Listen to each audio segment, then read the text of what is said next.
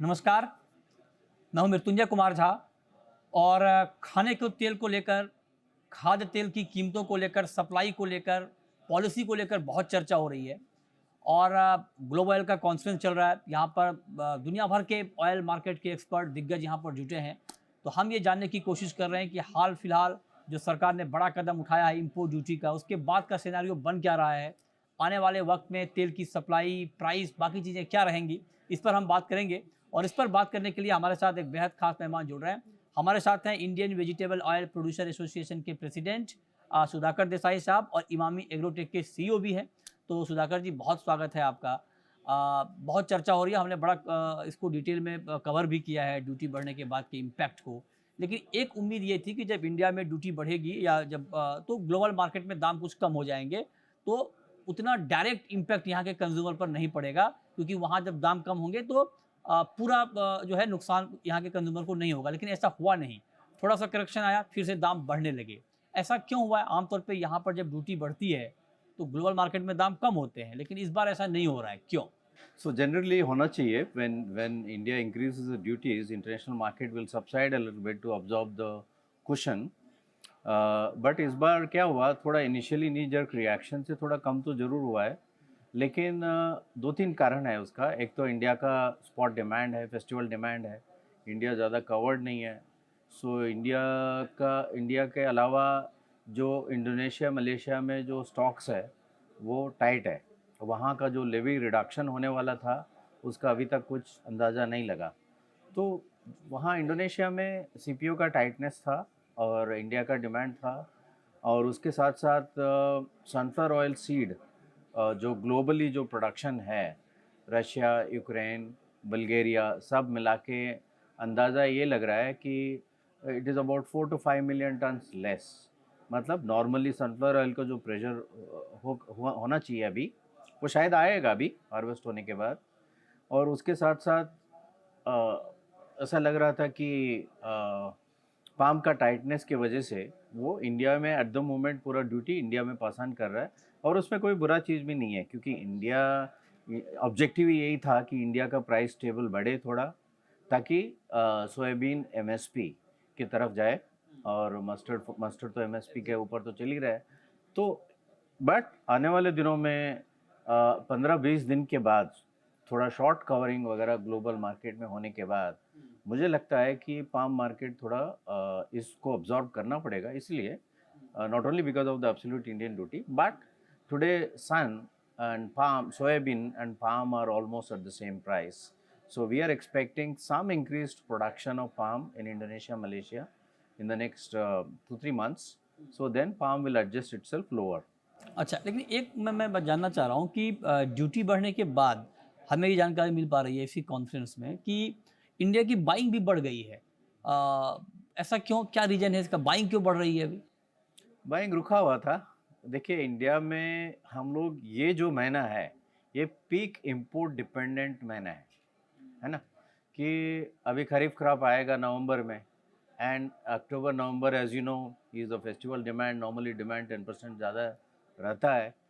और दूसरा अल्टरनेटिव जो डोमेस्टिक क्रॉप है करीब करीब 22 लाख टन मेरा अंदाजे से थी, हमको एग्जैक्टली तो पता नहीं है, बट अप्रैल महीने में जब मस्टर्ड क्रॉप आया तो वो भी एमएसपी पे जब नीचे चला तो गवर्नमेंट को काफ़ी मस्टर्ड सीड खरीदना पड़ा फार्मर को प्रोटेक्ट करने के लिए, प्राइस को प्रोटेक्ट करने के लिए। और उनके साथ opening stock already 7-8 lakh ton था। तो सब मिला के जो नाफेड का जो डिस्पोजल रेट है वो थोड़ा स्लो है। अगर इस फेस्टिवल सीजन में यदि नाफेड अगर ऑक्शनिंग करता है seed, let's say festival consumer के हित में एमएसपी के ऊपर ही एमएसपी के प्राइस में मार्केट अगर रेपसीड अगर रिलीज़ कर देते हैं तो वो थोड़ा टैक्टिकली सप्लाई बढ़ेगा इस महीने में, और थोड़ा राहत मिलेगा प्राइस वाइज। राइट। अब देखिए, एक सवाल मेरा सुधाकर जी आपसे ये है, ये जो पूरा ड्यूटी की खबर आई और जो सरकार ने डिसीजन लिया, उसके पीछे का सबसे बड़ा मकसद यही है कि जो फार्मर हैं ऑयल सीड के, उनको अच्छा प्राइस मिले, क्योंकि सोयाबीन के दाम लगातार एमएसपी से नीचे चल रहे थे। और यही एक बड़ा रीज़न है जिसकी वजह से सरकार ने इतनी बड़ी हाइक की ड्यूटी में, 20% की हाइक बहुत बड़ी हाइक होती है। तो मैं आपसे जानना चाहता हूँ कि क्या इस बात का भरोसा आपको है या फार्मर को आप देना चाहेंगे कि इस सीज़न में सोयाबीन एमएसपी से नीचे नहीं बिकेगा इस फैसले के बाद? डेफिनेटली नहीं बिकेगा, क्योंकि ये जो रैली हुआ है ड्यूटी के कारण इंडिया में, तो उसके एमएसपी के आसपास सोयाबीन तो आ गया है ऑलरेडी। और एक कदम गवर्नमेंट ने उठाया कि 3 स्टेट में एमएसपी के नीचे जब भी मार्केट आता है तो गवर्नमेंट खरीदी करेगा। जब रेपसीड इतना इतना क्रॉप को गवर्नमेंट ने खरीदा है, तो सोयाबीन भी खरीदने के लिए उनको फैसिलिटी दिया गया है। तो मैं समझता हूँ कि एमएसपी के नीचे नहीं होगा। हमारे साथ हैं एससीए के ईडी डॉक्टर बीबी मेहता इस वक्त हमारे साथ जुड़े हैं। मेहता जी, बहुत स्वागत है आपका। आप तो डेटा बहुत बारीकी से देखते हैं, समझते हैं। आप जरा बताइए, मैं आपसे डायरेक्ट सवाल ये पूछना चाह रहा हूँ कि ड्यूटी बढ़ने के बाद अब जो हमारा इंपोर्ट है सितंबर के बाकी अभी जो दिन बचे हैं और अक्टूबर नवंबर, बढ़ने वाला है, घटने वाला है, क्या होने वाला है? नहीं, देखिए, जो ये साल का इंपोर्ट का हमारा जो एक था कि लास्ट ईयर भी इम्पोर्टेड 16.4 मिलियन किया था। इस साल भी लगता है कि भाई हमारा इंपोर्ट वही लाइन पे होगा, क्योंकि ड्यूटी तो अब आई है। जो कॉन्ट्रैक्ट तो 2 महीने पहले हो जाते हैं, 3 महीने पहले हो जाते हैं, तो नेचुरली सितंबर महीने में भी काफ़ी माल आने वाला है, अक्टूबर आना है। मेरे ख्याल से सितंबर अक्टूबर मिला के कम से 28 से 30 लाख टन माल आएगा। चाहे वो ड्यूटी पेड हो जाएगा, वो एक अलग चीज़ है। और ऑलरेडी 130 लाख आ चुका है, तो टोटल इंपोर्ट विल 165।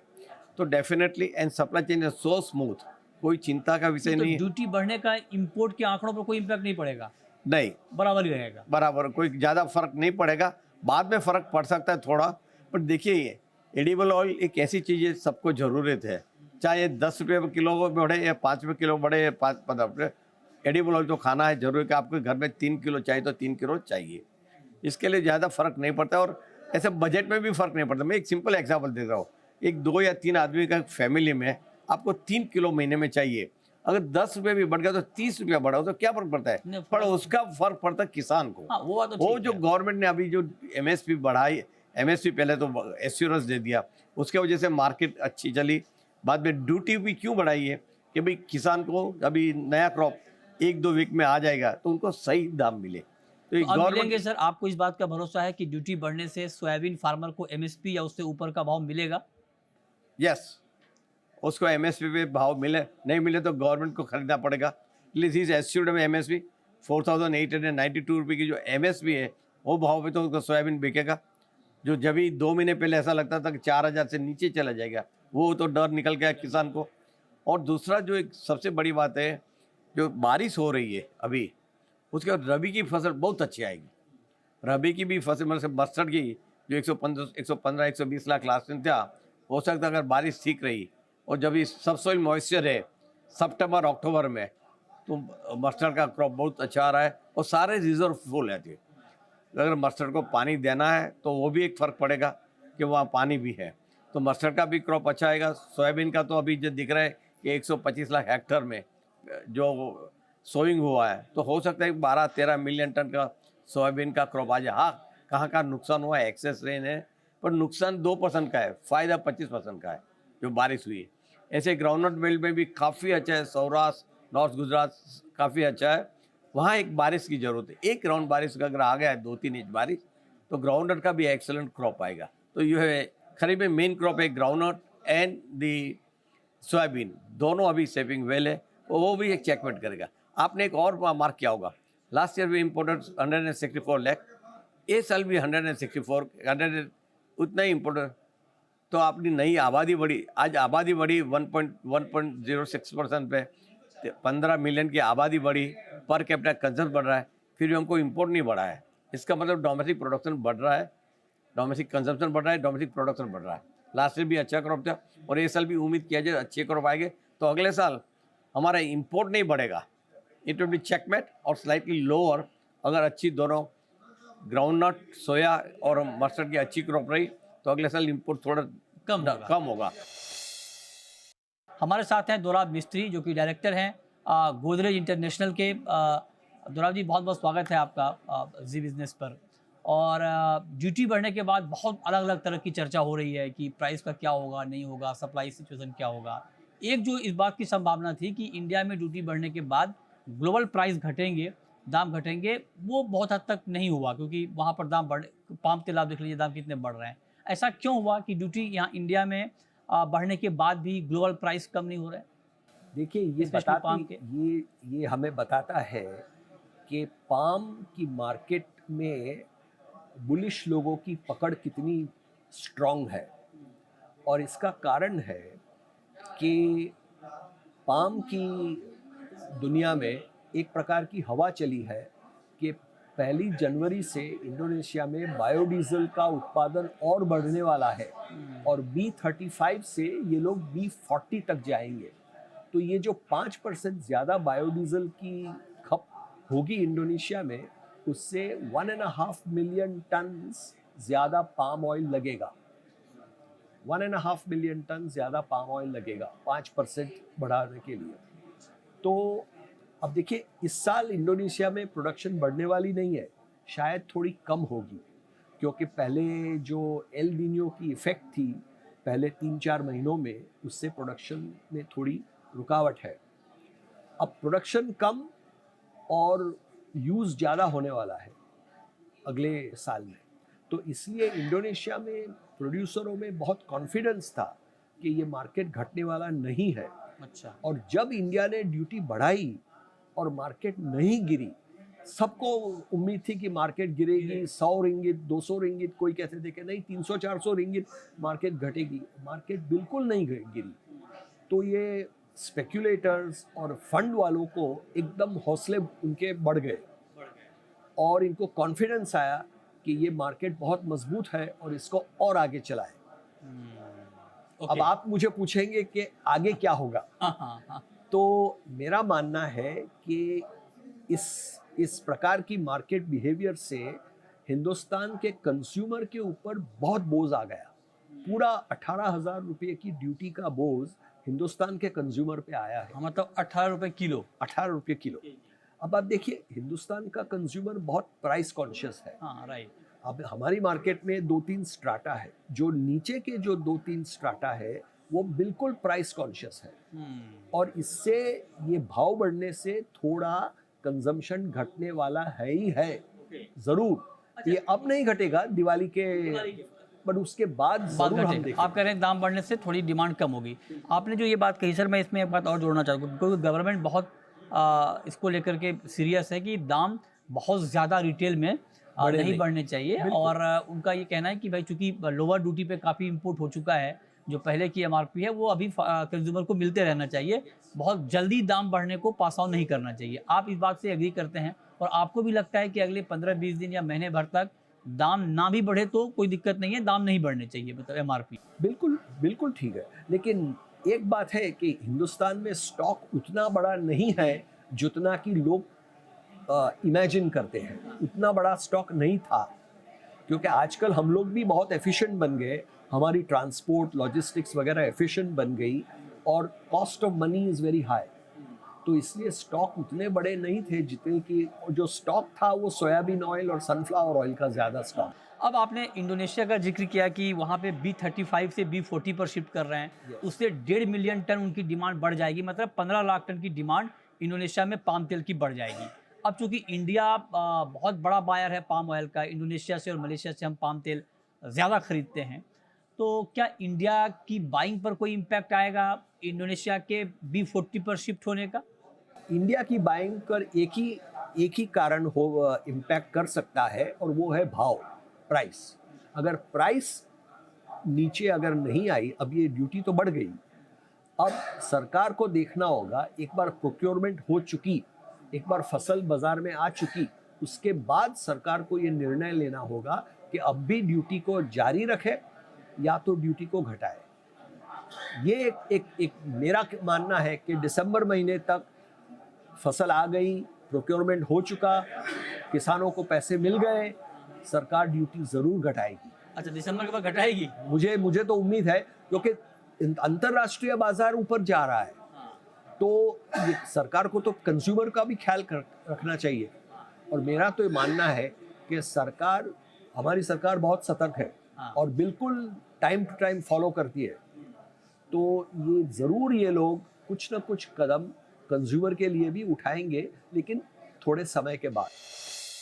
तो फिलहाल वक्त है एक ब्रेक का, लेकिन ब्रेक के बाद भी हमारी ये खास कवरेज लगातार जारी है।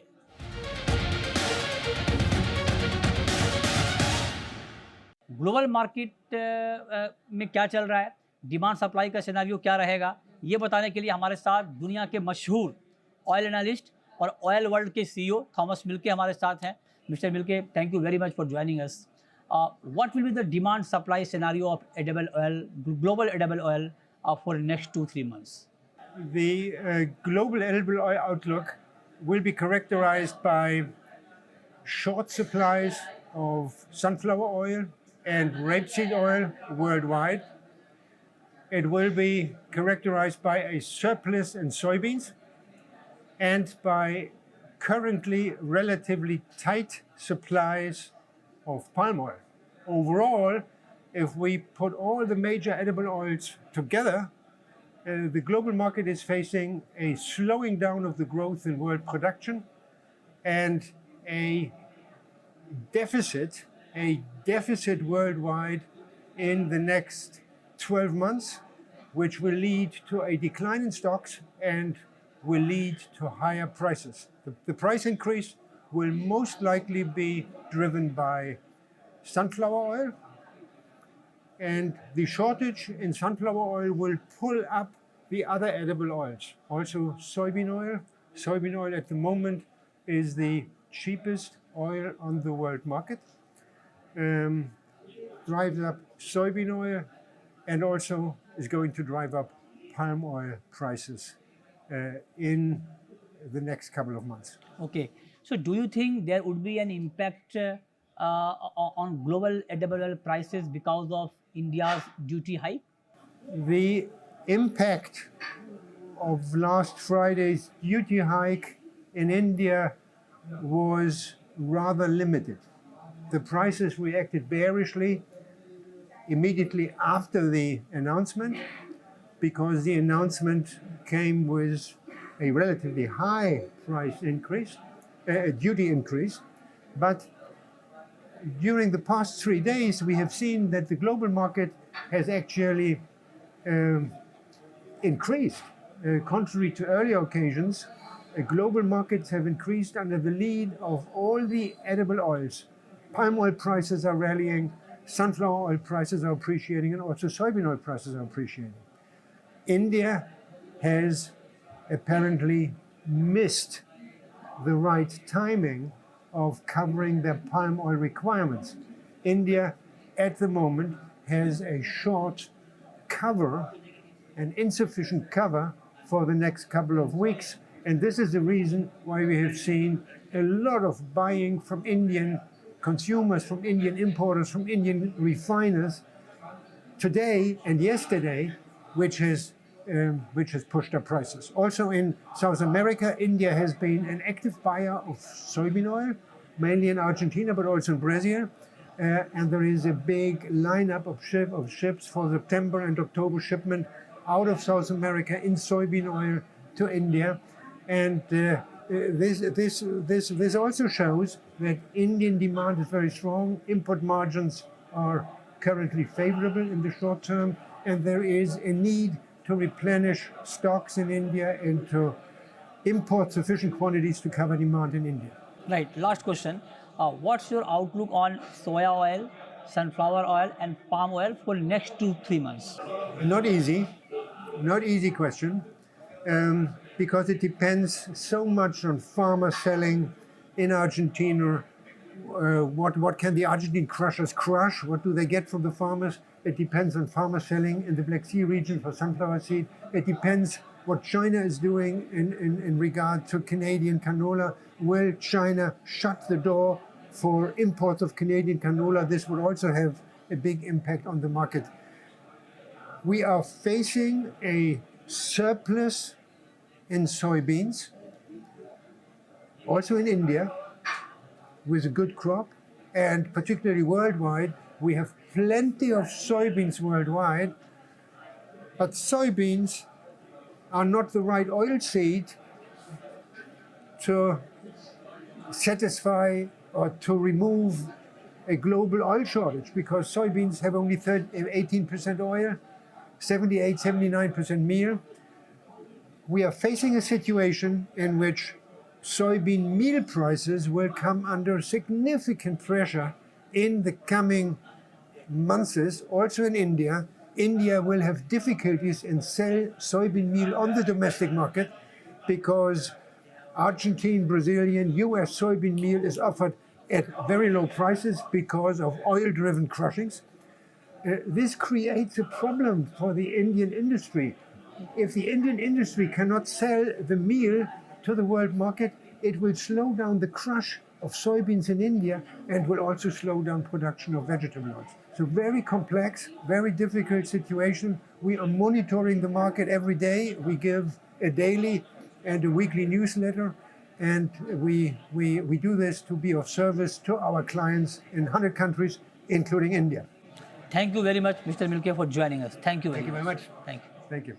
इस शो के जरिए हमने आपको ये बताने की कोशिश की कि एडिबल ऑयल को लेकर जो सरकार ने फैसला किया है उसका long term, short term impact market के ऊपर होगा क्या, फार्मर के ऊपर क्या इम्पैक्ट होगा, कंज्यूमर के ऊपर क्या इम्पैक्ट होगा, और इन सबको देखते हुए आगे फिर सरकार की पॉलिसी इसको लेकर हो क्या सकती है। तो फिलहाल इस शो में इतना ही। नमस्कार।